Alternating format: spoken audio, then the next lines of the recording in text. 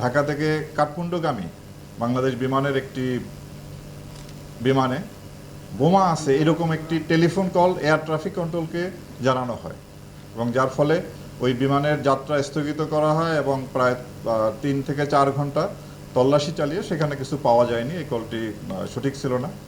তো এই ঘটনা আমাদের যে জাতীয় এয়ারলাইন্সের এবং ওভারঅল বাংলাদেশের ভাবমূর্তি দেশে এবং আন্তর্জাতিক অঙ্গনে মারাত্মক ক্ষুণ্ণ হয় এবং ইতিপূর্বেও এই ধরনের বেশ কয়েকটি ঘটনা সংঘটিত হয়েছিল। টেলিফোনের মাধ্যমে বোমার খবর দেওয়া হয়, পরবর্তী পাওয়া যায়নি। তো এই ঘটনার পরপরই আমরা এটা অনুসন্ধানে নামি এবং সারা রাত অভিযান পরিচালনা করে এই ঘটনার সাথে সম্পৃক্ত 3 জনকে আমরা গ্রেপ্তার করতে সক্ষম হই এবং এর সঙ্গেও সেনাবাহিনী এবং অন্যান্য গোয়েন্দা সংস্থা আমাদেরকে সহায়তা করেছেন। তবে এই বিষয়টি খুব একটি দুঃখজনক ঘটনা।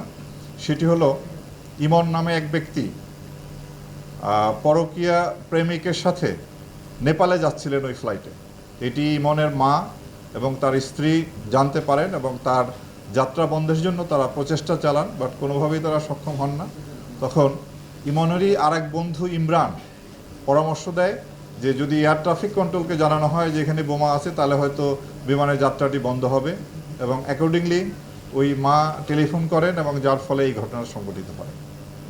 তো আমরা চাই আপনাদের মাধ্যমে দেশবাসীকে এই মেসেজ দিতে চাই যে এটি একটি গর্হিত কাজ, এটি আমাদের দেশের ভাবমূর্তি ক্ষুণ্ণ করে, আমাদের জাতীয় এয়ারলাইন্সের ভাবমূর্তি ক্ষুণ্ণ করে।